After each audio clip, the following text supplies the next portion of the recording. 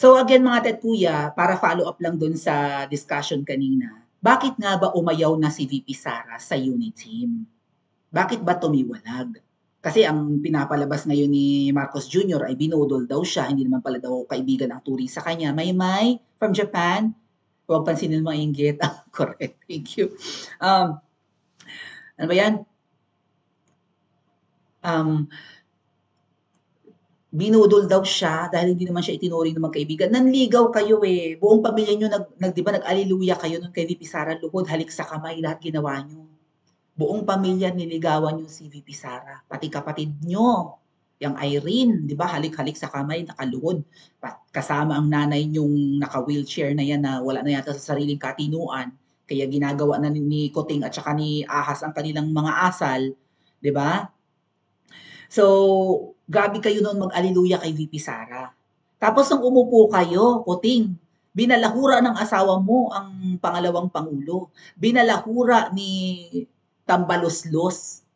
Tinanggalan ng confidential funds, hindi na nga pinilit ni VP Sara yan. Ang budget niya ngayon, iniipit nyo. Yung supposed 2 billion budget na hindi naman kinukurakot, gagawin yung 700 million na lang. Pinipilayan nyo ang pangalawang pangulo. Tapos magtatanong ka, magsasabi ka na parang naloko niya yata ako. Ikaw mismo ang may pagkukulang, Kuting. Hindi ka naging totoo sa pangalawang pangulo. Ginamit nyo lang siya. Binudol nyo, kayo ang mambubudol. Kayo ang manlilinlang, kayo ang manloloko.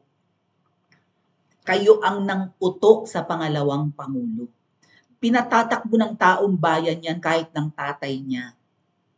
Tumakbo ka. Kailangan may continuity. Yan ang pinangako mo, Kuting. Ipagpapatuloy mo ang nasimulan ng tatay ni VP Sara. Tinuloy mo ba? War against illegal drugs? Tinuloy mo ba? Ano ang deklarasyon mo? Wala, dapat mamatay. Tapos may mga napaslang na mga tulak sa Davao. Grabe nyo ba? Grabe nyo. Pero medyo hindi sila umuubra kay Baste. Ano? Shoutout po, Mayor Baste.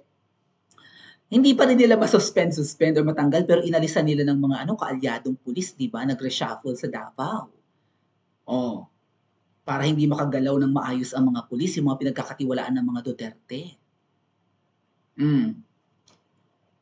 Ayaw ng mga Duterte, nakakalat ang droga sa lugar nila. Tapos ginaganyan nyo? Dapat buong Pilipinas ganyan, sasabihin nyo wala dapat mamatay sa campaign against illegal drugs. Ang kalaban nyo bukod sa adik na wala sa sariling katinuan, at willing bumaril, mang-hostage, manaksak, pumatay kapag hinabol ng pulis, aasahan yung hindi mapapaslang? Paano kung may hostage yung isang adik? Sige, subukan yung sugurin ako, sasaksakin ko asawa ko. Siyempre, dapat isalba ng pulis yung hostage. Pwedeng may mapaslang sa giyera kontra droga. Yung mga negosyanteng yan ang negosyo. Ha? Mga drug lords sa Pilipinas, nag-iiyak-iyak dyan sa Kongreso, na kunwari ay di ba? Walang hustisya ang campaign, yung war on drugs ni Pangulong Duterte. Nakakalaya, yung dilibog. Mga tatuya, naghihinala ako eh. Bakit pinapalaya ang mga nakulong sa war on drugs ni PRRD? Baka yan ang maghiganti. Yan ang gamitin para makapaghiganti sa pamilyang Duterte. Alalahanin nyo, may mga guns and goons ang mga drug lords. Right? Ang mafia, ang sindikato ng droga. May kakayahang pumatay, may budget, may mga hitmen. Tapos kapag niratrat, tinegi, inubos ang lahi ng mga Duterte, hindi mabiblame ang Kuting administration na sila ang may gawa. Kasi mga mga nasagasaan lang nung war on drugs ni PRRD. Brilliant idea sila, di ba? Brilliant setup, brilliant plan.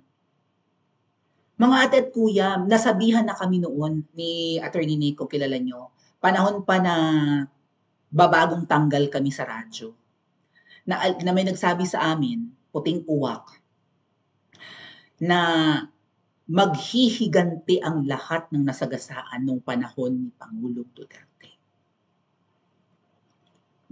Sino-sino ba yung mga yan?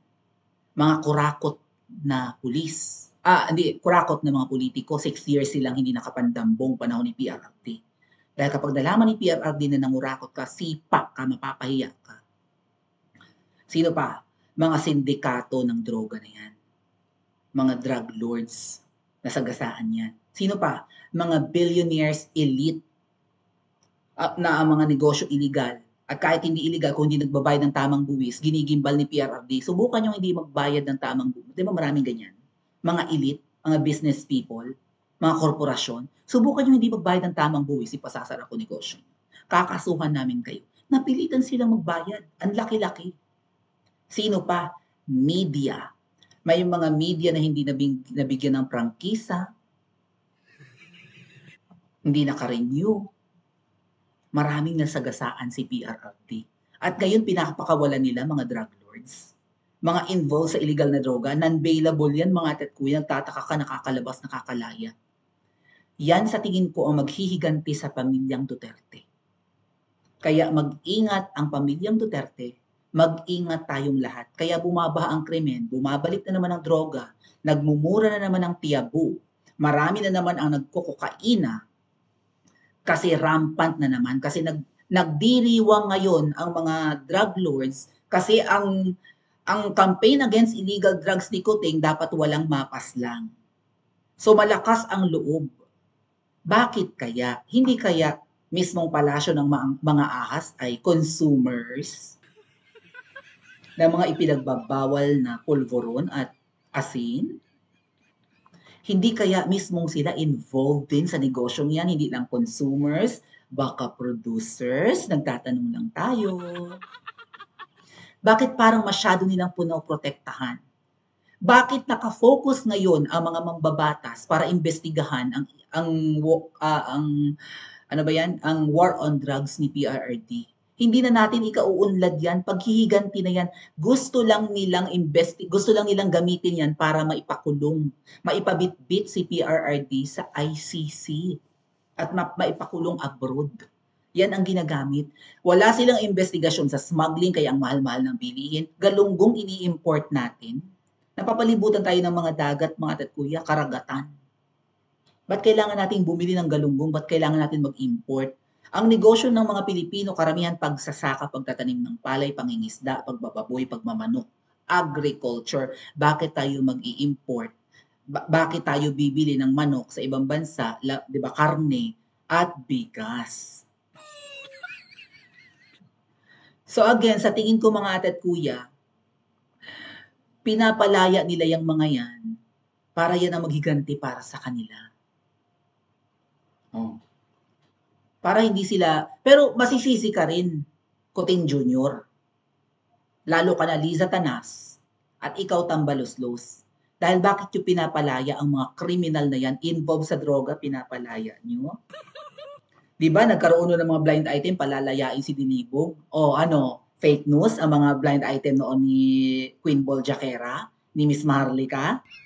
O hindi ba red flag na malalayan, pinalaya si Dinibog? Kaso ng droga yun na. Non-bailable. Walang piyansa. Napahina ang kaso, nag-back out ang mga witnesses. Anong ginawa? Ang lala-lala mga ate at kuya. Hanggang kailan tayo magtitiis? Kuya Andy, hello. Oh. So, sino ang totoong mambubudol? Ikaw ang nagpasimula, Kuting, ng pambubudol kay VP Sara. Sasabihin mo, ikaw ang nalinlang, kayo ang nanlinlang, ginamit yun ng gusto ang mga Duterte. So hanggang kailan tayo magtitiis? Hanggang kailan ang haba ng pisik ng mga Pilipino? Pagpatay na ang mga Duterte? Paki-comment po sa comment section at mag-like and subscribe din po kayo.